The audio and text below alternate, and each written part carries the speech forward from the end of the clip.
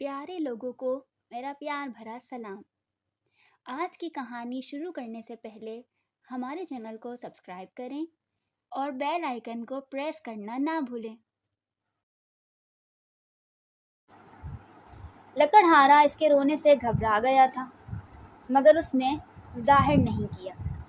शहजादी से बोला, तुमने अगर रोना धोना बंद नहीं किया तो मैं तुम्हें जंगल में छोड़ आऊँगा। शेर चीते दिन में तो नहीं, अलबत्ता रात को ज़रूर बाहर निकल आते हैं। इसकी धमकी कारगर साबित हुई। शहजादी ने रोना धोना बंद कर दिया। लकड़हारा इसे लेकर घर में दाखिल हुआ।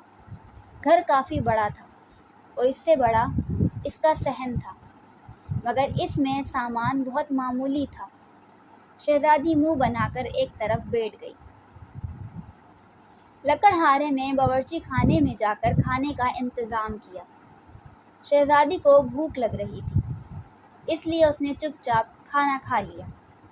खाने के दौरान वो चुप ही बैठी रही थी। खाने के बाद बोली, मैं अपनी किस्मत पर शाकिर हूँ, मगर अब्बा हुजूर और अम्मी हुजूर ने मेरे साथ अच्छा नहीं किया है। लकड़हारा तल्खी से बोला, इनकी ज़्यादती तो तुम्हें याद है। तुम क्या करती थी भूल गई? तुमने उनके लाड प्यार का नाजायज़ फ़ायदा उठाया था। तुम इकलौती थी, इसीलिए वो तुमसे बहुत प्यार करते थे। तुम्हारी हर बात मानते थे और हर ख्वाहिश पूरी करते थे, और तुमने इसका ये सिला दिया कि अपनी मनमानी करने लगी, और ये मनमानियाँ बढ़कर बदतमीज़ियों में तब्दील हो गई। ज़िद तो छोटे बच्चे करते हैं और ज़िद करते बच्चे अच्छे भी लगते हैं, मगर तुम्हारे जैसी बड़ी लड़कियां ज़िद करते हुए कितनी वाहियात लगती हैं।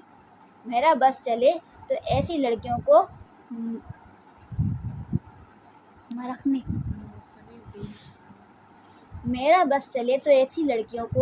मरखने बेल के आगे डाल दूं, ताकि वो इनके खूब टुकड़े मारे और मज़ा चखा ले। मेरा बस चले तो ऐसी लड़कियों को मरखने बेल के आगे डाल दूं, ताकि वो इनके खूब टक्करें मारे और मज़ा चखा ले। ये सुनकर शहजादी फिर रोने लगी।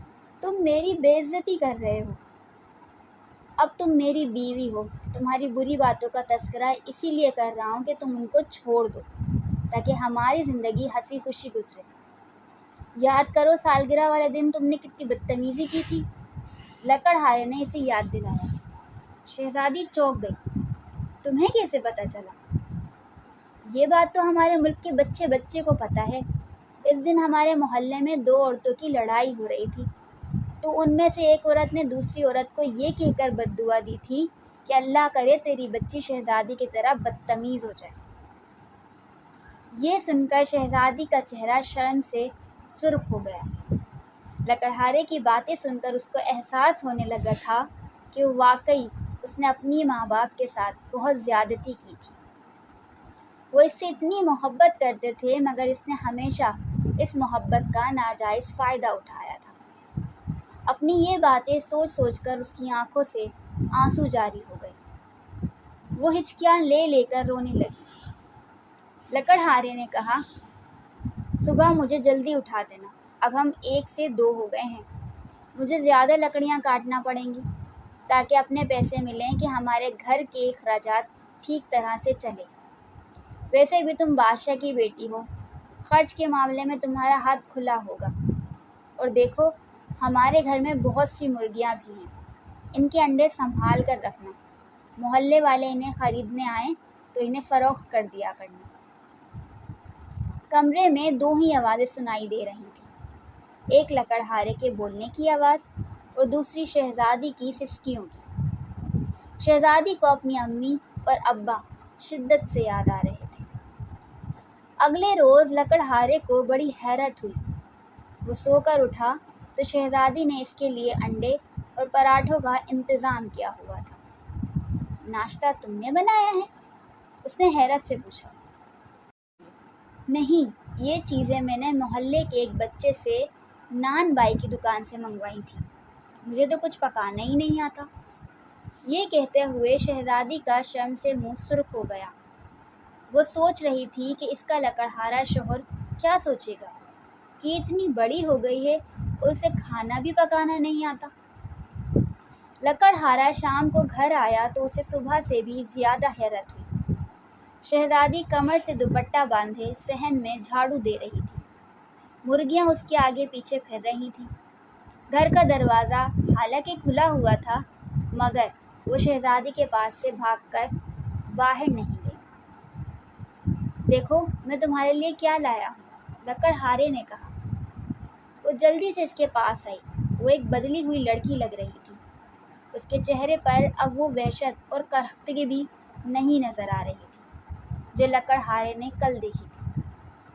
لکڑہارے نے بہت سارے سرخ سرخ بیر اس کے ہاتھوں پر رکھ دیے۔ انہیں میں نے جنگل میں سے تمہارے لیے توڑا تھا۔ شہزادی نے خوش ہو کر انہیں لے لیا اور مزے سے کھانے لگی۔ یہ تو بڑے مزے کے ہیں، اس نے کہا۔ اس کی آواز سن کر لکڑہارے کو بہت اچھا لگا۔ ایسا لگ رہا تھا جیسے کہیں آس پاس جلترنگ بج اٹھے۔ کل تو شہزادی کی آواز ایسی تھی کہ اسے سن کر لکڑہارے کا دل چاہ رہا تھا کہ کانوں میں انگلیاں ٹھوس لے۔ میں نے محلے کے اسی لڑکے سے کھانا منگوا لیا ہے۔ اس کو میں انعام میں 2 سکے دے دیتی ہوں، وہ بھاگ کر میرا کام کر دیتا ہے، شہزادی نے بتایا۔ کھانے کے بعد لکڑہارے نے کہا، شہزادی مجھے خوشی ہے کہ تم بہت بدل گئی ہو۔ وہ بولی، آپ کی باتیں سن کر مجھے احساس ہو گیا ہے کہ میں کس قدر بدتمیز اور بد اخلاق تھی۔ میں نے امی حضور اور ابا حضور کو بہت دکھ دیے ہیں۔ میں بہت شرمندہ ہوں۔ میں ان سے مل کر ان سے معافی مانگنا چاہتی ہوں۔ آپ مجھے ان سے ملانے لے جائیں گے؟ لکڑہارے نے گھبرا کر کہا، کبھی بھی نہیں، تم وہاں جاؤ گی تو وہیں رہ جاؤ گی۔ میں کیا کروں گا؟ میری مرغیوں کو دانہ کون ڈالے گا؟ گھر کی صفائی کون کرے گا؟ شہزادی نے شرما کر کہا، ان سے مل کر میں واپس آ جاؤں گی، میرا اصل گھر تو اب یہی ہے۔ لکڑہارے نے یہ بات سنی تو اس کا دل چاہا کہ مارے خوشی کے ایک زور کی چیخ مارے، مگر اس نے ضبط کیا اور دھیرے سے بولا، ٹھیک ہے ہم کل محل چلیں گے، مگر میں لکڑیاں کاٹنے جنگل نہیں گیا تو پیسے نہیں ملیں گے۔ اس کی اس بات پر وہ بولی، اس کی تم فکر ہی مت کرو، میں نے بہت ساری اشرفیاں جمع کر رکھی ہیں جو محل میں میرے کمرے میں ہی ہیں، میں وہ بھی لیتے آؤں گی۔ اگلے روز وہ لوگ محل پہنچ گئے۔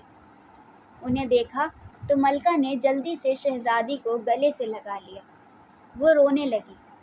بادشاہ کو بھی اطلاع مل گئی تھی، وہ بھی وہاں آ گیا۔ اسے دیکھ کر شہزادی روتے ہوئے اس سے لپٹ گئی۔ ابا حضور مجھے معاف کر دیں، مجھے اپنی غلطیوں کا احساس ہو گیا ہے۔ میں نے آپ لوگوں کو بہت تنگ کیا تھا اور اپنی حرکتوں سے آپ کو بہت دکھ پہنچایا تھا۔ میں وعدہ کرتی ہوں کہ اب آئندہ ایسی کوئی حرکت نہیں کروں گی۔ بادشاہ کی آنکھیں نم ہو گئی تھیں۔ اس نے بھی شہزادی کو محبت سے لپٹا لیا اور بولا، غلطیاں بچے ہی کرتے ہیں، بڑوں کا فرض ہے کہ انہیں معاف کر دیں۔ بیٹی، ہمیں تم سے کوئی شکایت نہیں ہے، بلکہ اس بات کی خوشی ہے کہ تمہیں اپنی غلطیوں کا احساس ہو گیا ہے۔ پھر وہ لکڑہارے کی طرف متوجہ ہوا۔ شہزادہ بابر، ہم تمہارے مشکور ہیں کہ تم نے شہزادی کو راہ راست پر لانے میں ہماری مدد کی۔ لکڑہارا جو اصل میں شہزادہ تھا، اس نے ہاتھ باندھ کر بادشاہ کو تعظیم دی اور بولا، یہ میری خوش قسمتی ہے کہ مجھے شہزادی جیسی بیوی ملی ہے۔ ان دونوں کی باتوں کو شہزادی بہت حیرت سے سن رہی تھی، جبکہ ملکہ کھڑی مسکرا رہی تھی۔ اس کی حیرت بھانپ کر بادشاہ نے کہا، بیٹی، ہمارے وزیر نے ہی ہمیں یہ صلاح دی تھی کہ شہزادے بابر کو ایک لکڑہارا بنا کر اس کی شادی تم سے کر دی جائے۔ شہزادہ بابر ایک ذہین نوجوان ہے، اس کی باتوں سے متاثر ہو کر تمہیں اپنی غلطیوں کا احساس ہو گیا ہے، ہم بہت خوش ہیں۔ شہزادی کی اس تبدیلی سے ہر طرف خوشیوں کے شادیانے بجنے لگے تھے۔ شہزادی نے ان شاہی غلاموں اور کنیزوں سے بھی معافی مانگی جن کے ساتھ اس نے کبھی اچھا سلوک نہیں کیا تھا۔ ان لوگوں میں اس نے اشرفیہ بھی تقسیم کی، وہ سب بھی خوش ہو گئے۔ رات کے کھانے کے بعد شہزادی نے شہزادہ بابر سے کہا، میں تیار ہو کر آتی ہوں، پھر چلتے ہیں۔ ملکہ نے حیرت سے پوچھا، بیٹی کہاں جانے کا کہہ رہی ہو؟ شہزادی نے شرما کر کہا، اپنے گھر جہاں ہماری مرغیاں ہیں اور محلے میں وہ لڑکا ہے جو چھوٹے بھائیوں کی طرح بھاگ بھاگ کر میرے کام کرتا ہے۔ اس کی بات سن کر بادشاہ اور ملکہ کھلکھلا کر ہنس پڑے۔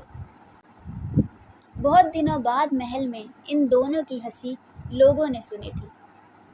خیر بادشاہ نے دوبارہ تو ان کو وہاں نہیں بھیجا، مرغیاں اس نے محل میں ہی منگوا لی تھیں تاکہ شہزادی خوش ہو جائے۔